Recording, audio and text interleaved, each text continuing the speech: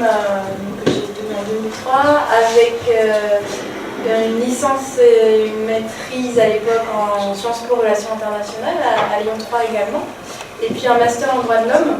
Et suite à ça, j'ai fait mon parcours professionnel dans l'humanitaire en fait. Je suis partie travailler en ONG, d'abord grâce à la communication, donc sur des postes de chargé de com dans une ONG au Canada, puis chargé de publication pour une revue spécialisée en justice juvénile pour Terre des Hommes au Pérou.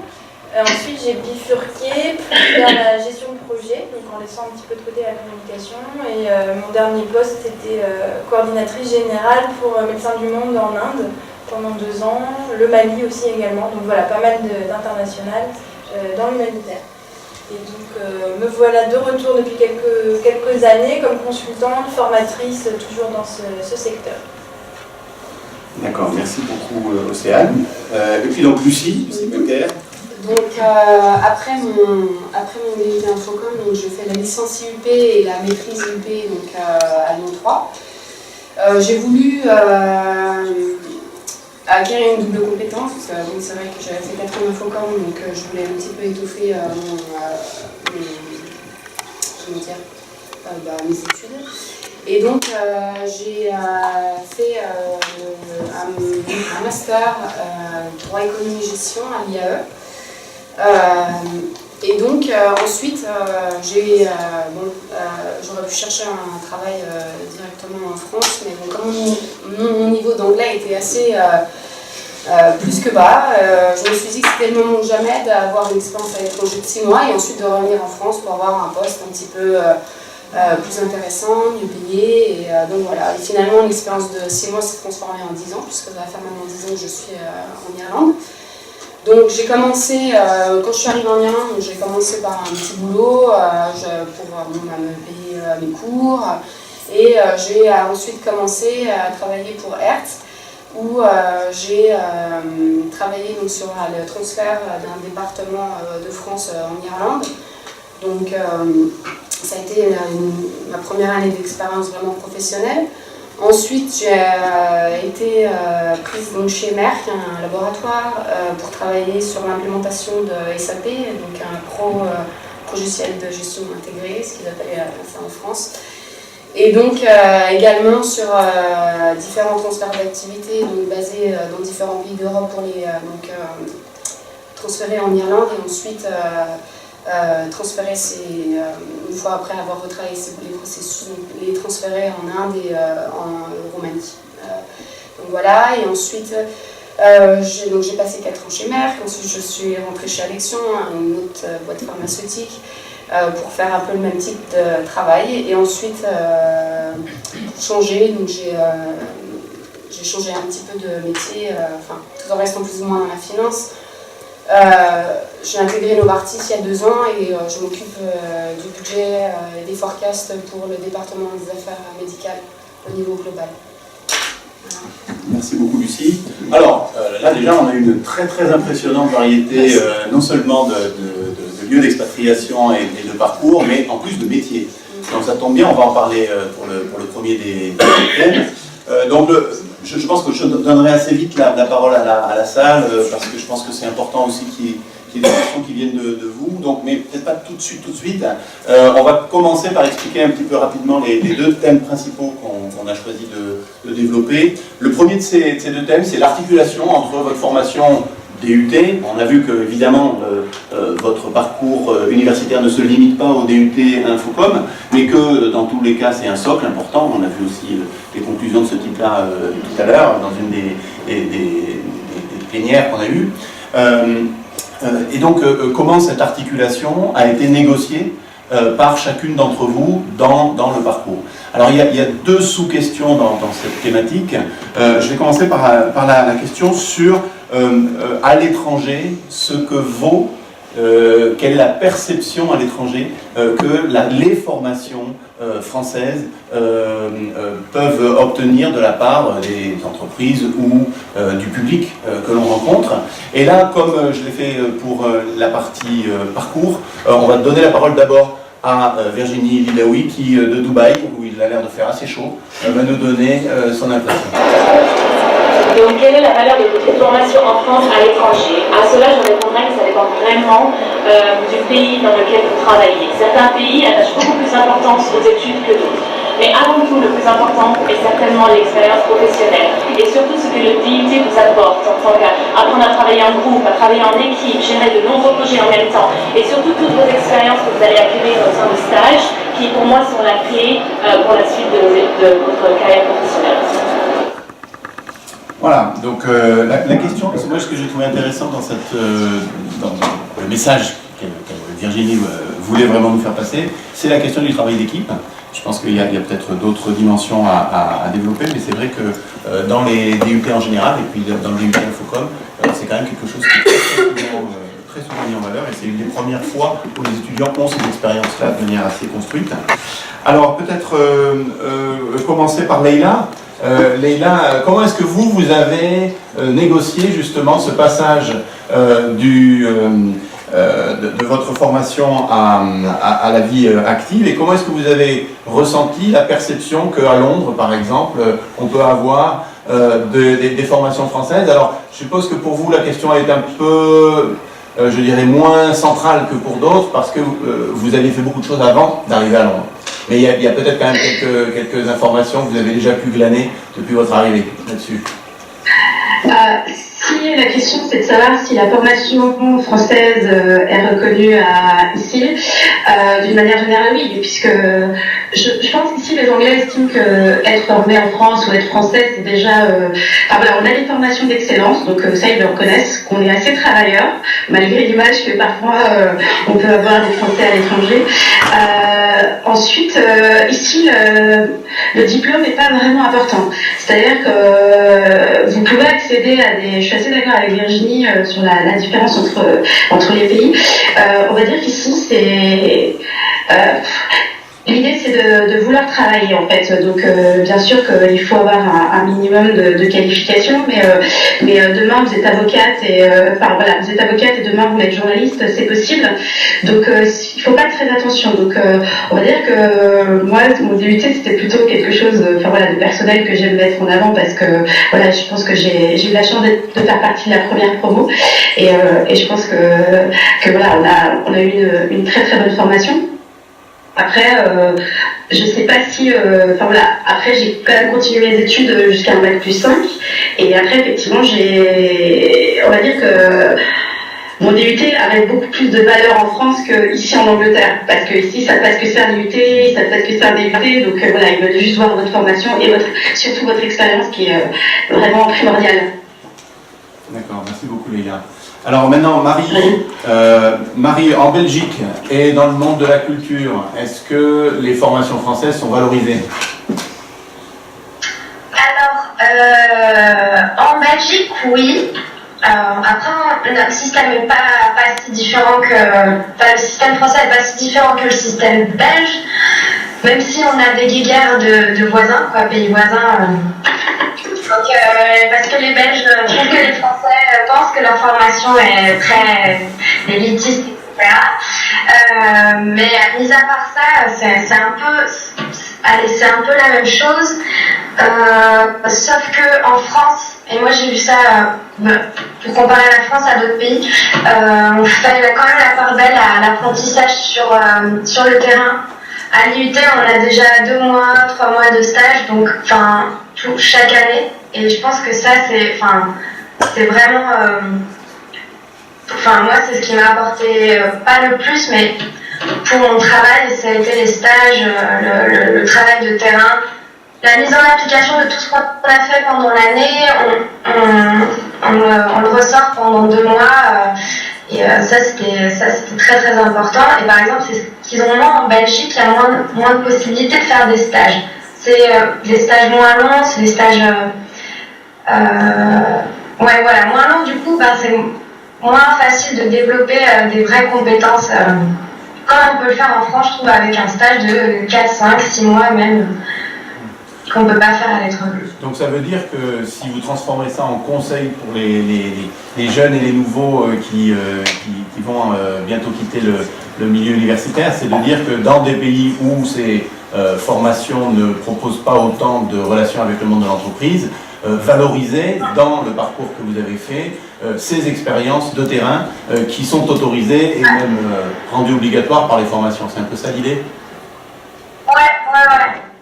Ok, merci beaucoup. Alors, on va écouter Lucie qui a passé par beaucoup d'entreprises différentes, et pas seulement des entreprises françaises, même si c'est des grands groupes à l'international aussi, mais si par exemple Hertz, c'est pas une entreprise française. Donc du coup, vous avez peut-être pu percevoir aussi des différences d'appréciation dans la formation à la française parmi les différentes entreprises dans lesquelles vous êtes passé. En fait, j'aurais tendance à rejoindre tout ce qui a été dit avant. C'est vrai qu'en Irlande, peut-être que pour un premier emploi, ils vont peut-être regarder les diplômes, mais ils vont surtout s'intéresser aux stages qui ont été faits. Par exemple, c'est vrai que la formation UIT, elle permet de faire des stages avec des intervenants qui viennent du monde professionnel. Donc ça nous permet déjà d'avoir un pied dans le monde professionnel. Et bon, c'était il y a longtemps, mais je me souviens que l'entretien que j'avais eu à Hertz portait exclusivement sur les expériences que j'avais eues pendant mes stages, les situations auxquelles j'ai dû faire face, comment j'ai su y répondre. Donc c'était vraiment strictement basé sur mon expérience que j'avais eue pendant mes stages, pendant mon cursus scolaire, parce que pendant mon UP, donc j'avais fait aussi des stages, donc c'est surtout ça qui compte. Après, c'est vrai qu'il faut bien choisir ses stages, puisque c'est ce qu'on vend ensuite pendant nos entretiens. Donc c'est à la rigueur, s'il faut apporter du son quelque part, c'est à bien choisir son entreprise, les tâches qu'on va y effectuer. Et ensuite voilà. Mais c'est vrai que plus l'expérience que le diplôme, définitivement. D'accord, merci beaucoup. Et puis enfin Océane, dans le milieu humanitaire, est-ce que le diplôme joue un rôle important? Est-ce que les formations à la française sont valorisées ou au contraire on est un peu indifférent à ces questions-là? Je dirais que ce qui m'a servi surtout c'est le côté technique de la formation. L'humanitaire c'est un secteur avec beaucoup de candidats et peu d'élus. Je travaille à Bioforce maintenant, qui est la première école humanitaire dans le monde. Et on voit beaucoup de gens qui ont un master en sciences politiques, mais qui reviennent à l'école parce qu'ils n'ont pas de compétences. En fait, on cherche des gens qui ont une compétence technique, et c'est grâce au DUT Infocom en fait, que j'ai pu rentrer dans ce secteur si recherché, donc par ce biais-là. Donc c'est pour ça effectivement, je pense un diplôme de valeur qui permet d'avoir une compétence à proposer rapidement à la sortie des études. Oui, donc en fait, là, on voit que ce qui est intéressant, c'est pas tant forcément la notoriété, parce qu'effectivement, comme ça a été dit quelquefois, à l'étranger, on ne connaît pas ce que c'est qu'un DUT, mais c'est pouvoir décliner et déployer tout ce qui a été fait en termes de stage, en termes de compétences techniques, en termes d'apprentissage fondamentaux, devant un employeur et le présenter de manière d'autant plus convaincante que le fond est là. C'est-à-dire qu'il y a effectivement de quoi présenter ces choses-là. Alors, sur cette relation diplôme français, expatriation, est-ce qu'il y aurait des interventions, des témoignages supplémentaires ou des questions que la salle voudrait poser? Premier tour de questions. J'ai eu une expérience en Suisse. Alors, il faut appuyer sur le bouton vert devant. Voilà, et ben. J'ai eu une expérience en Suisse pendant 10 ans. Je suis arrivée en Suisse directement après mes études en fait. La vie a fait que j'ai commencé là-bas et que j'ai continué longtemps. Pour la valorisation des études, en gros en Suisse c'est pas du tout c'est pas le même système. Donc j'ai pas vraiment pu me baser sur mes diplômes en soi, mais encore une fois je rejoins en fait ces autres jeunes femmes, c'est que l'expérience en elle-même prévaut. Et qu'au fur et à mesure des années qui passent, vous pouvez optimiser en fait, votre CV et pouvoir prétendre à des postes qui vont eux-mêmes évoluer. Mais quand c'est pas forcément un titre en soi de diplôme, mais plus de savoir dire ce qu'on a pu vraiment apprendre à faire, ou l'éclat qu'on s'est prise et comment on a pu rebondir. Oui, donc en fait, il faut être spécifique. Il faut donner des exemples précis, concrets, illustrer les compétences un peu générales que l'on peut apporter par des exemples concrets basés sur une expérience de première main. Il faut passer la barrière de l'entretien, c'est-à-dire de tenir l'entretien. Déjà, ce qui peut déjà être assez costaud. Mais après, c'est surtout de pouvoir valoriser ça parce qu'en effet, d'un pays à un autre, ça change complètement. Et d'ailleurs, quand vous faites le chemin en sens inverse, c'est-à-dire quand vous revenez en France et que vous avez eu une expérience à l'étranger, c'est pas forcément les mêmes titres de fonction. Donc du coup, vous avez un repère qui est différent. Moi, dans mon métier, alors que j'étais tout le temps dans le digital, les titres étaient vraiment... le niveau était complètement différent. D'un groupe à un autre, je suis passée de société de consulting à de grands groupes. Intégré. Voilà, c'est même au niveau des titres, il faut parfois justifier ce qu'on faisait derrière la fonction. Alors, on reviendra aussi sur cette question du retour si on a le temps à la fin. Moi, ça fait partie des questions bonus que j'avais après les thèmes fondamentaux qu'on avait un peu évoqués ensemble avec les intervenants. Vous vouliez intervenir? Donc, il faut que vous rappuyez sur votre bouton. Oui, intervenir, oui. Je fais des DUT, après j'ai fait du métier. Donc c'est comme ça que je suis arrivée en Angleterre. Parlez fort, s'il vous plaît. C'est pour ça que je suis arrivée en Angleterre. Ça devait être seulement le beauty pendant 1 an. Ça s'est transformé en 15 ans. Et c'est vrai que ceux qui sont intéressés par le beauty, faites-le, c'est génial. Il faut être un petit peu opportuniste, bien sûr. Parfois, à l'étranger, vous allez découvrir que vous avez des qualifications que vous ne savez pas nécessairement qui est très intéressant au pays. Par exemple, en Angleterre, le fait d'être français, c'est super intéressant pour eux parce que vous pouvez parler français et beaucoup d'anglais ne peuvent pas parler français. Après, ce que je dirais, c'est attention si vous décidez de vous développer professionnellement à l'étranger, parce qu'il y a certains diplômes qui, par contre, ne sont pas reconnus ou évalués à la même hauteur quand vous retournez. Donc, par exemple, moi, j'ai passé mon diplôme de prof en Angleterre qui n'a absolument rien à voir avec la communication, et je ne peux pas enseigner en France. C'est aussi simple que ça. Et même à l'époque, quand j'ai essayé de retourner en France, la première institution à laquelle vous vous heurtez, ce sont les acédiques. Et il n'y avait pas de boîte pour les gens comme moi, qui m'avaient mis comme une réfugiée politique. Donc je n'avais pas le droit de travailler. Donc c'est vrai qu'il faut faire attention quand vous voulez passer des diplômes à l'étranger. Faites attention de bien présenter et proposer votre projet pour que quand vous déménagez, que vous vous retrouvez dans une situation un petit peu insolite. Oui, merci. Alors, moi, juste un dernier point sur lequel je voudrais insister, parce que c'est revenu plusieurs fois, c'est le duety. Et là, j'en parle en prenant ma casquette de maître de conf d'économie à l'INALCO et directeur d'un master. L'INALCO, c'est une institution très, très internationalisée. Très, très internationale. On enseigne 102 langues. Et les candidatures de duety, les candidatures d'étudiants de duety pour des masters pro sont des candidatures qui se détachent. Y compris à l'INALCO, où on est habitué à l'international. Donc, à la fois comme ancien prof de l'IUT et puis à la fois dans mes fonctions actuelles, je peux vous assurer qu'effectivement, le duety, c'est quelque chose d'extrêmement valorisant, y compris dans les poursuites d'études pour ceux qui se destinent à l'international. J'ai vu une autre main se lever. Bonjour, du coup, moi, en fait, j'ai fait le DUT, puis le duety en Angleterre. Ensuite, j'ai fini à l'IAE en France. Et là, la question que je me pose, j'aimerais bien partir à l'étranger, notamment, pourquoi pas en Angleterre, mais je ne sais pas trop comment on peut se démarquer, nous, en tant que Français, là-bas. Quand j'ai étudié là-bas, j'ai vu que c'était assez théorique. Nous, on a l'avantage d'avoir une formation assez professionnalisante en France. Mais du coup, comment on se démarque? Et au final, est-ce que les canaux classiques fonctionnent vraiment, c'est-à-dire les candidatures sur les sites, ou est-ce que dans les pratiques, il faut essayer de trouver d'autres moyens de se démarquer et d'atteindre finalement les résultats?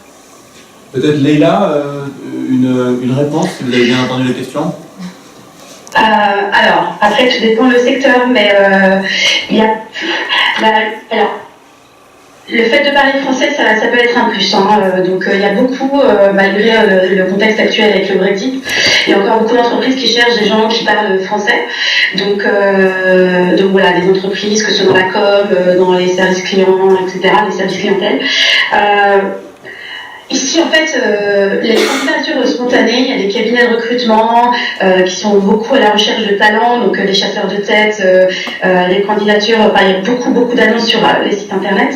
Il n'y a pas vraiment de choses... c'est marrant parce que, par exemple, j'ai beaucoup d'amis français ici qui ont cherché dans des domaines complètement différents.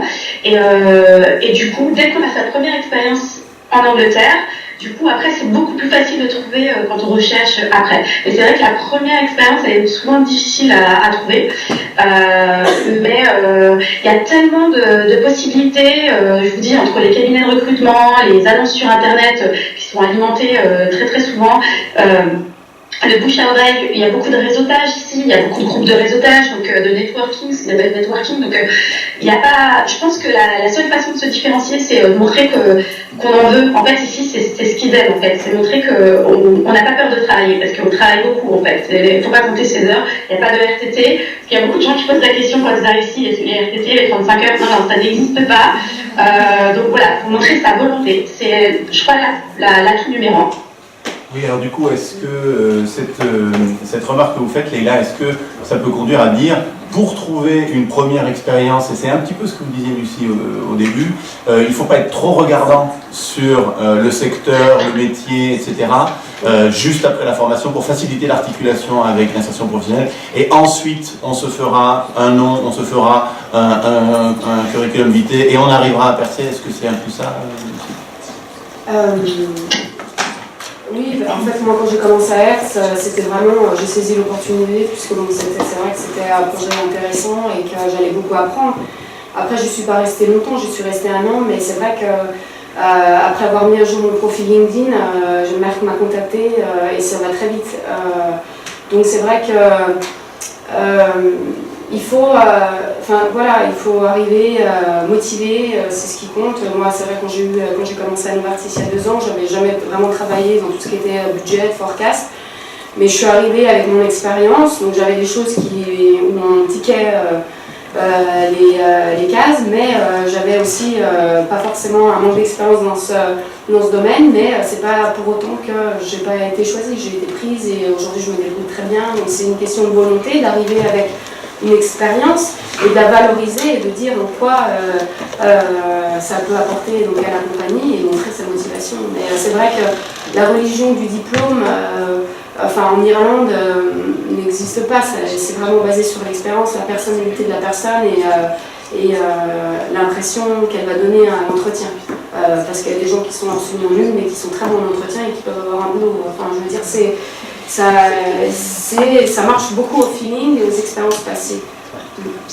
D'accord. Alors peut-être qu'on peut clôturer cette première partie, cette première question, même s'il y aurait, je pense, beaucoup de choses à dire, notamment à répondre à votre question. Vous avez eu une moisson de conseils quand même là.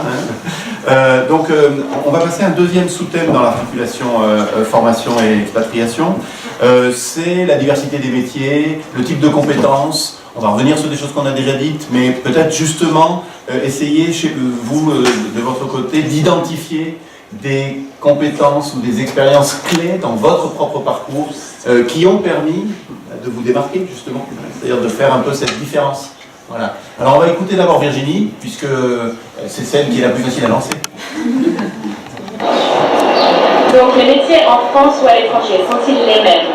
Je dirais que oui, pour la majeure partie, les techniques de communication et de marketing sont les mêmes, qu'on soit en France ou à l'étranger, aux États-Unis, en Europe, en Asie ou au Moyen-Orient et en Afrique. Ce qui change vraiment, ce sont les valeurs, les cultures, les traditions et surtout votre audience. Le plus important, c'est donc de comprendre quelles sont les techniques de communication qui auront un impact sur votre consommateur ici, là où vous travaillez aujourd'hui. Donc, les métiers sont semblables, mais je dirais qu'avant tout, ce sont l'audience et les consommateurs qui changent. Voilà, donc ça c'est la vie d'une Toubayotte.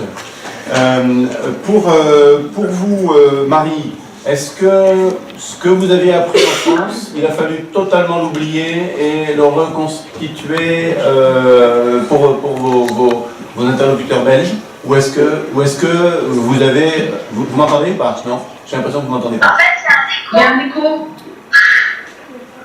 Ah, il y a un écho. Alors, est-ce qu'il y a des micros qui sont ouverts? Non?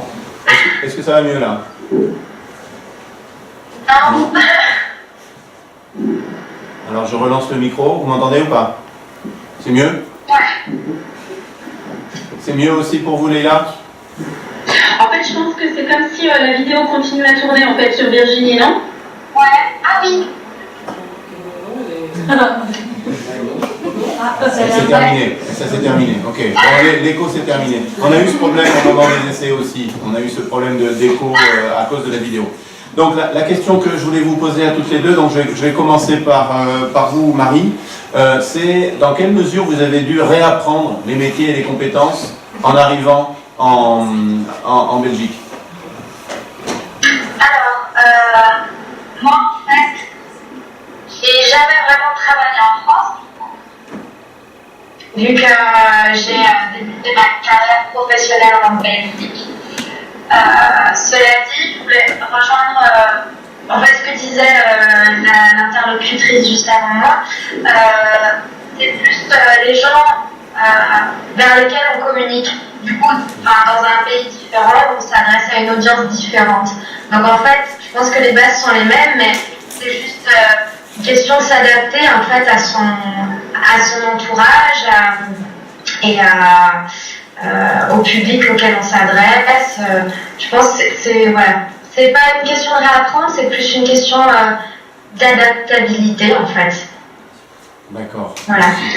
Et Leïla, est-ce que vous avez justement des exemples à donner de choses qui ne marchent pas en matière de savoir-faire parce que les interlocuteurs ne sont pas réceptifs en Angleterre alors qu'ils le seraient en France, à part le fromage